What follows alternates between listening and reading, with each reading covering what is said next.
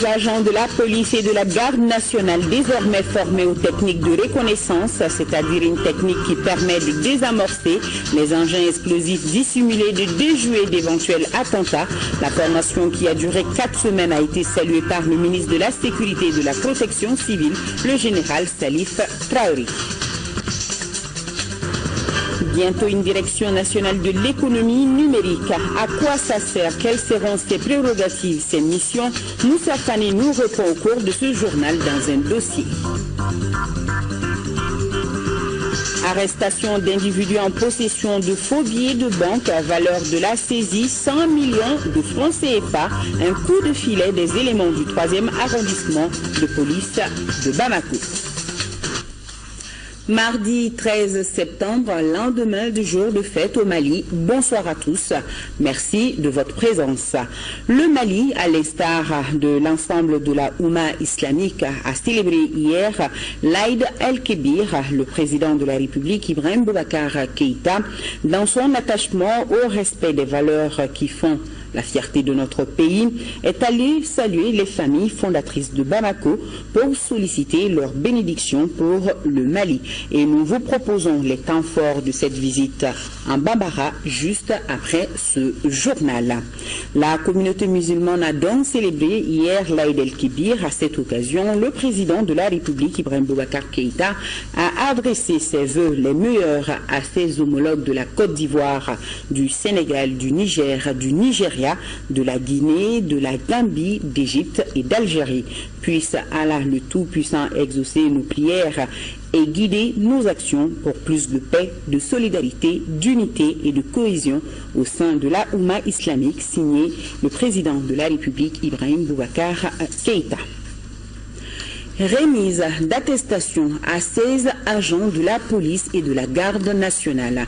Ils ont été formés aux techniques de reconnaissance, une technique qui permet de désamorcer les engins explosifs, dissimuler et de déjouer d'éventuels attentats.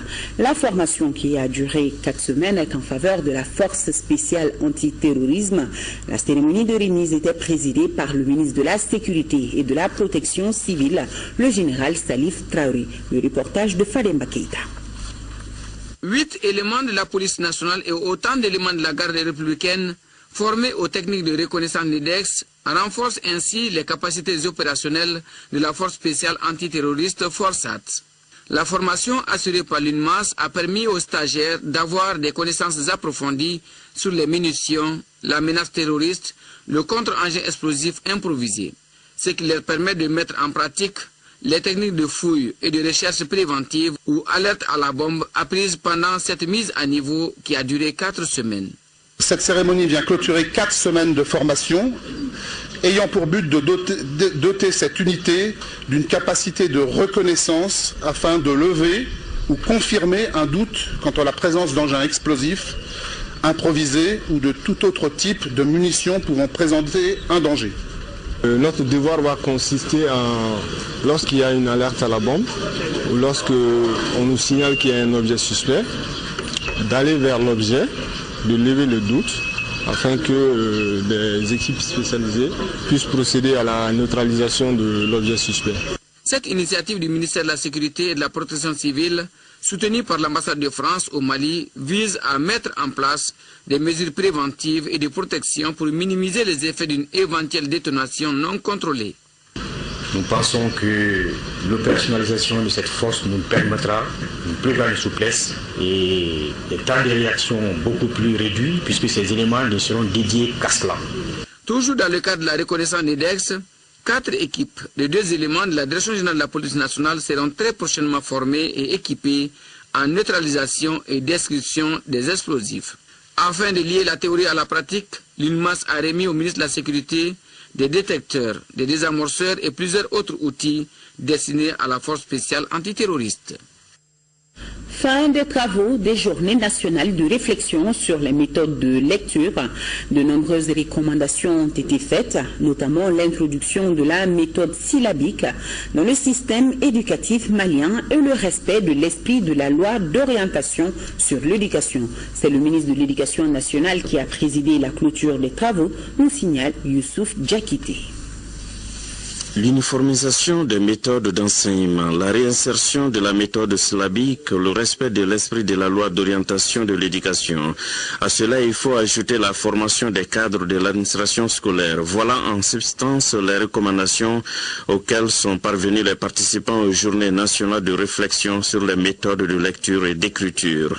La mesure majeure que vous avez retenue est la réintroduction officielle de la méthode de lecture à base syllabique dans nos écoles. Ce faisant, vous vous êtes adossé, entre autres, à des arguments scientifiques soutenus par des spécialistes parmi les meilleurs dans le domaine. À la vérité, vous répondez tout aussi à une forte demande des parents d'élèves, des promoteurs d'écoles et des pédagogues qui incriminent les nouvelles méthodes dans la faiblesse de la maîtrise des apprentissages en lecture. Nous prenons acte des recommandations que vous avez formulées en vue de la réussite de la réintroduction de la méthode à base syllabique dans le système éducatif malien. Je puis vous assurer que nous prendrons les dispositions idoines pour ce faire. Par ailleurs, le ministre a réitéré sa satisfaction au sortir de ces journées nationales de réflexion sur la lecture et a transmis par la même occasion les salutations du Premier ministre et l'ensemble du gouvernement aux participants pour la pertinence des recommandations formulées à la fin des travaux. Éducation toujours, la région de Mopti et les régions du Nord disposent désormais d'un programme de développement des capacités en réparation de manuels scolaires. Le programme en question vise à renforcer les capacités des structures déconcentrées et des collectivités décentralisées aux nouvelles pratiques de gestion de manuels scolaires. Le lancement, c'était à l'Académie d'enseignement de Mopti. Là-dessus, suivant la correspondance de Boubacar Sankari. Ce programme de développement des capacités en réparation de manuels scolaires s'inscrit dans le cadre du partenariat entre le gouvernement du Mali et la coopération canadienne. Il a pour objectif de renforcer les capacités des structures déconcentrées et des collectivités décentralisées aux nouvelles pratiques de gestion de manuels scolaires afin de créer les conditions favorables à l'amélioration des apprentissages. L'opération de réparation de manuels scolaires vient accompagner le nombre de livres dans les mains des enfants. Donnons-leur de nouveaux livres, mais protégeons chaque livre, prolongeons la vie de chaque livre. Selon les statistiques disponibles, un livre réparé à notre méthode, sa vie se prolonge au moins sur 3 ans. Le programme de développement des capacités en réparation de manuels scolaires vise entre autres à améliorer le ratio manuel de l'élève, à augmenter la durée de vie des manuels et à réaliser des économies sur les achats des manuels scolaires. Au moment où le programme va s'implanter dans nos régions, il s'impose d'attirer votre attention sur la nécessité pour tous les acteurs concernés de jouer chacun en ce qui concerne son rôle, sa partition. À titre de rappel, ce programme de développement des capacités en réparation de manuels scolaires fait suite à une phase pilote mise en œuvre entre 2005 et 2008 dans la région de Caï et à une autre phase de généralisation qui a concerné les 4 premières régions entre 2011 et 2015. La présente sera exécutée dans la région de Mopti et dans les régions du Nord. Tenue d'une rencontre intercommunautaire sur la paix et le développement durable, elle a regroupé en 6e région dans la commune rurale de Alafia les élus, les chefs de village, les fractions et les partenaires au développement. Objectif, informer et échanger avec les participants sur l'état de mise en œuvre et du contenu de l'accord pour la paix et la problématique sécuritaire. Il attendit là. La paix et le développement durable étaient au cœur d'une rencontre intercommunautaire dans la commune rurale de Alafia, cercle de Tombouctou. Initié par les ressortissants de Toya à Bamako, l'événement a rassemblé les élus, les partenaires au développement et les acteurs de la société civile. Objectif, cultiver le vivre ensemble et la cohésion sociale. L'exception de cette rencontre intercommunautaire, c'est que la diaspora tout entière, les villages, les fractions, tous ceux qui sont représentés à Bamako ont leurs représentants dans cette commission. Au nom de Yiloua, nous saluons de telles initiatives. La sécurité, c'est nous tous. C'est vous, c'est nous. C'est entre nous que certains bonnes intentions sont infiltrées pour faire du mal. Donc il faudrait que nous puissions nous sentir responsables par rapport à la situation. La question de l'insécurité a pris le dessus sur les débats. L'insécurité, le braquage et l'enlèvement des biens sur nos axes constitue aujourd'hui une préoccupation majeure des communautés. Nous nous inclinons devant la mémoire de tous ceux qui sont morts suite à cette crise et nous compatissons avec tous ceux qui ont été affectés.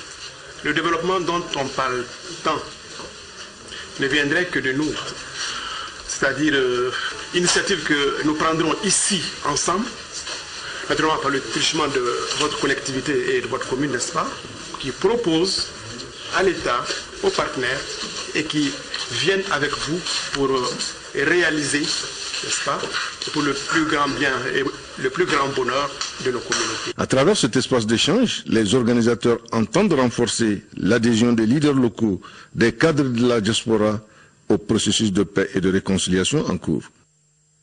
Sur un tout autre plan, la fête de Tabaski, c'était hier. Beaucoup de déplacements, donc beaucoup de risques d'accidents. Bamako n'a pas échappé à cette situation. On a dénombré 75 cas d'accidents dans la capitale et ses environs. Les services de la protection civile et les urgences des hôpitaux ont été fortement mis à contribution pour venir en aide aux blessés. Mamadou Fané a suivi l'équipe, son compte rendu. Les jours de fête, c'est aussi jour de mouvement de personnes, qui pour aller saluer les parents ou pour rendre visite à des amis, qui pour rallier les lieux de divertissement.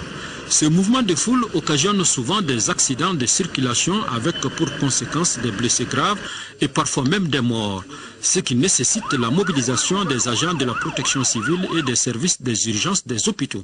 Par rapport à la journée d'hier, comme d'habitude, chaque fête, chaque fois qu'il y a une journée exceptionnelle, nous mettons en place un dispositif exceptionnel. Nous faisons toujours une réorganisation du service en termes de nombre de personnel pour couvrir cette journée-là.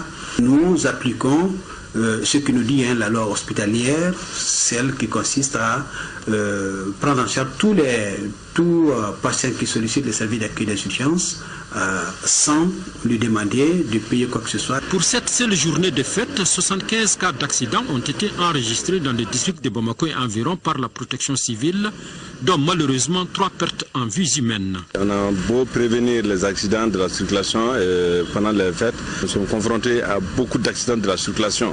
Et cela étant, c'est vrai, il y a plusieurs cas, et il n'y a pas cette année des cas graves, mais il y a eu en tout cas une fréquence très accélérée qui a permis tout le temps, en tout cas, le mouvement de toutes nos ambulances dans les rues de Bamako.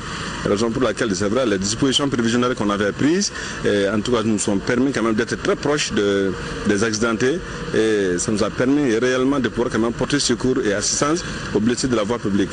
On note cependant la diminution du nombre d'accidents par rapport aux années précédentes. Le nombre d'accidentés que nous avons eu n'est pas trop au-dessus de ce qu'on avait d'habitude. Parmi les admis, nous avons eu 69% d'accidentés de la voie publique. Sur les 69%, c'était des accidentés de la voie publique, ce qui est aussi un peu dans la fourchette habituelle du fonctionnement du service. Mais ce qui est surtout exceptionnel hier, c'est qu'on a eu beaucoup d'enfants. C'est-à-dire ceux-là qui ont un âge inférieur à 15 ans ont représenté 22%. Ce qui est nettement au-dessus de ce qu'on avait eu l'an dernier. L'an dernier, on était aux alentours de 7%. La ville de Bamako et environnant, on a pu intervenir 75 cas. Et dans ces 75 cas, il y a au moins 115 personnes qui ont été victimes, c'est-à-dire des blessés. Et que malheureusement, ils ont constaté 3 pertes en vie humaine. Le moins qu'on puisse dire, la protection civile et les services d'urgence des hôpitaux n'ont pas chômé pour ce jour de fête. L'ambassadeur de France au Mali, Gilles Iverson, est en fin de mission. Il a rencontré cet après-midi les journalistes à sa résidence ici à Bamako afin de faire le bilan de son séjour malien. Agali Ag Adissa était présent. L'ambassadeur français en fin de mission dans notre pays était face aux journalistes pour égrener un chapelet de souvenirs. Gilles Iverson dit avoir quitté le Mali satisfait. J'ai pu bénéficier pendant ces 3 ans d'un des plus gros budgets d'aide du monde. Le Mali a un des plus gros budgets français. Je le disais, une de mes fiertés, c'est la future station de Kabbalah. De l'eau pour 1,5 million de Bamakois.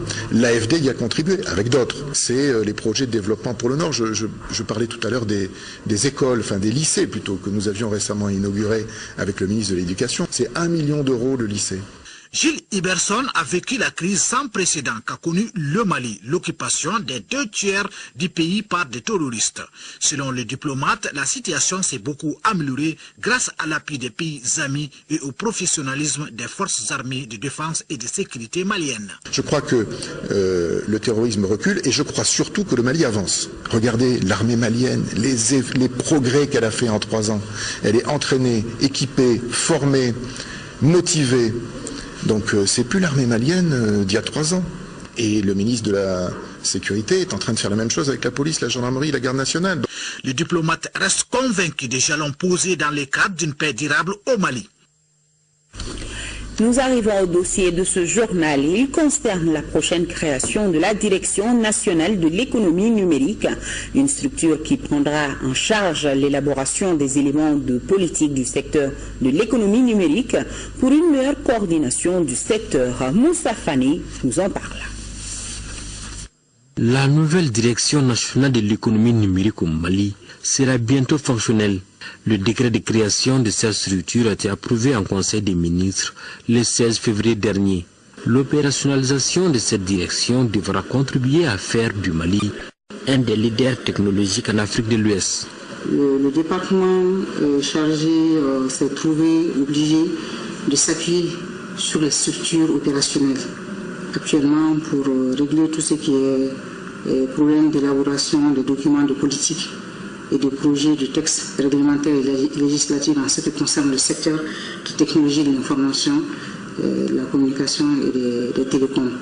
Aujourd'hui, on ne peut pas parler d'un facteur de développement économique si on ne fait pas référence aux technologies de l'information et de la communication. La création de la Direction nationale de l'économie numérique permettra aussi d'assurer la coordination et le suivi de la mise en œuvre du développement numérique. Il s'agit pour la création de cette structure de doter le département de capacités institutionnelles requises pour le secteur stratégique, pour un secteur stratégique comme le secteur de TIC, appelé à jouer un rôle de plus en plus important dans le quotidien des citoyens.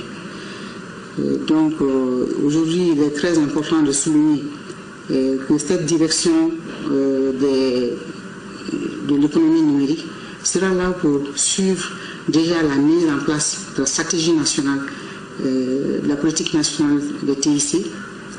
Vous avez compris que depuis le 15 juin 2015, le département a adopté le document de politique nationale. Il est très important qu'une structure soit là pour coordonner la mise en place des activités de ce document de politique. Plusieurs missions sont assignées à la Direction nationale de l'économie numérique. La Direction de l'économie numérique sera structurée comme suit en staff. Il y aura un bureau d'orientation. Ensuite, il y aura un centre de documentation et d'informatique. Il y aura un centre informatique pour la gestion informatique même du département. En ligne, il y aura une division administration électronique. Il y aura la division technologie de l'information et de la confiance numérique. Il y aura une division aussi poste et télécommunications pour prendre les aspects poste et télécommunications. Une division statistique et veille. Il y aura une division aussi espace numérique et innovation. Donc pour sa mise en œuvre, normalement, elle doit être mise en œuvre au courant 2017. La nouvelle direction nationale prendra en charge l'élaboration des éléments de politique du secteur de l'économie numérique. Mois de septembre, mois de fin d'hivernage, mois donc critique dans le monde agricole. L'heure est au bilan, c'est pourquoi le ministre de l'Agriculture fait le point de la situation de la campagne agricole. Kassoum Denon rassure la population sur beaucoup d'aspects, même celui relatif aux menaces acridiennes. Les explications, c'est avec Al-Jumatina. L'hivernage tire doucement vers sa fin dans notre pays. Quant à la campagne agricole, elle est prometteuse et satisfaisante. À date d'aujourd'hui, nous sommes en train de nous acheminer vers une bonne campagne agricole. Si la pluviométrie se poursuivait, jusqu'en fin septembre, nous pouvons être totalement rassurés que nous aurons une très bonne campagne agricole. Pour maintenir cette dynamique, les responsables veillent rigoureusement au déroulement de la campagne agricole sur toute l'étendue du territoire national. Occasion pour eux de redoubler de vigilance afin de faire face à d'éventuelles menaces. La situation est calme. Il y a une très bonne pluviométrie. La zone grégarienne a été très bien arrosée, mais les effectifs de criquets pèlerins sont moindres. Il est toujours à l'état solitaire, donc inoffensif. Et notre rôle, c'est de faire en sorte qu'il ne passe pas de cet état à l'état grégaire. À l'heure où je vous parle, la situation est vraiment calme au niveau du Mali, au niveau du Sahel. Et même au cas où il y a des problèmes, le Centre national est doté de moyens suffisants pour intervenir. Actuellement, la situation phytosanitaire est calme en général pour cette campagne. Et nous, à l'Office de protection des végétaux, nous sommes en charge de la santé des plantes contre les différents nuisibles. Et ces nuisibles sont principalement les sauteriaux, les oiseaux granivores, les rongeurs, les chenilles et tout autre insecte qui peut causer des dégâts sur les productions agricoles. Et aujourd'hui, cette situation est relativement calme. Les dispositions sont prises en effet au cas où il y a en tout cas un problème de phytosanitaire et qu'il faille intervenir. Concernant les ravageurs, notamment les criquets pèlerins, le ministre de l'Agriculture rassure. Qu'aujourd'hui, toutes les rumeurs qui font état aujourd'hui, l'apparition des criquets pèlerins au Mali ou bien d'autres ravageurs ne sont pas fondées. Parce que nous avons été quelque peu alertés il y a juste 2 jours de l'apparition des criquets à Kanibonzon et à un autre village du cercle de Banyangara et de Bankas. Aussitôt, nous avons mis les équipes en alerte et nous avons vérifié, nous avons trouvé qu'effectivement, que les informations qui nous ont été communiquées ne sont pas des informations fiables parce que nous n'avons pas pu constater de criquets à ce niveau. Donc, mais néanmoins, nous sommes à une situation de veille. Et nous avons un service qui a été créé pour lutter spécifiquement contre les criquets pèlerins. La situation est vraiment calme aujourd'hui. La situation est véritablement maîtrisée parce que nous disposons de tous les produits, nous disposons de l'ensemble des équipes qui peuvent faire face au cas où il y a apparition des criquets pèlerins.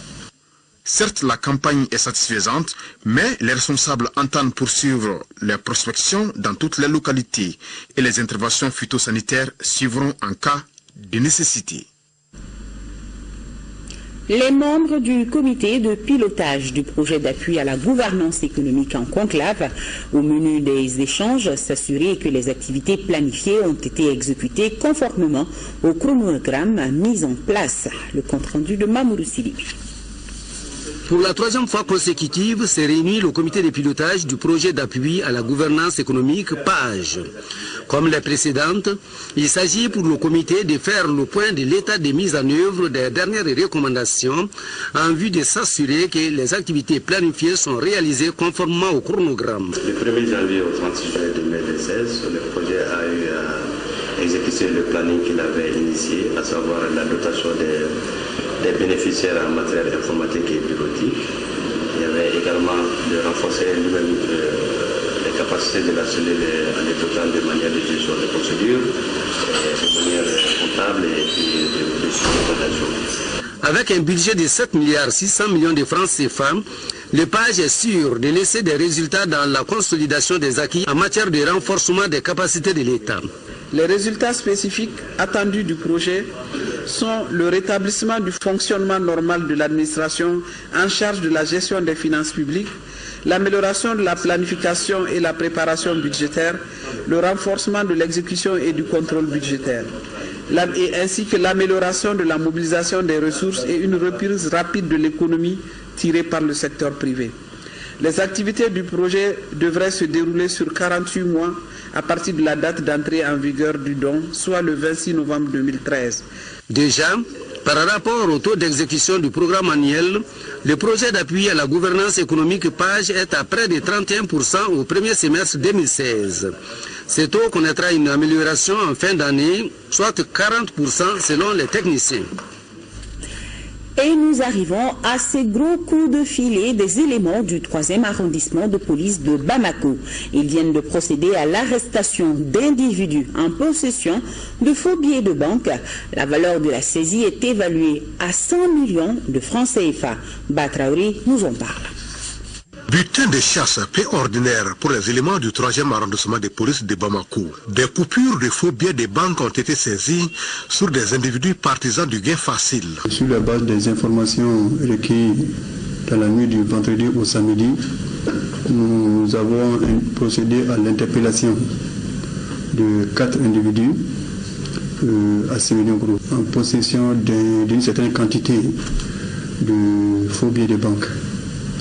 Donc, conduits à notre service, ils ont reconnu leur implication dans cette affaire-là. Si je dois m'en tenir aux déclarations des individus eux-mêmes concernés, c'est d'une valeur de plus de 100 millions.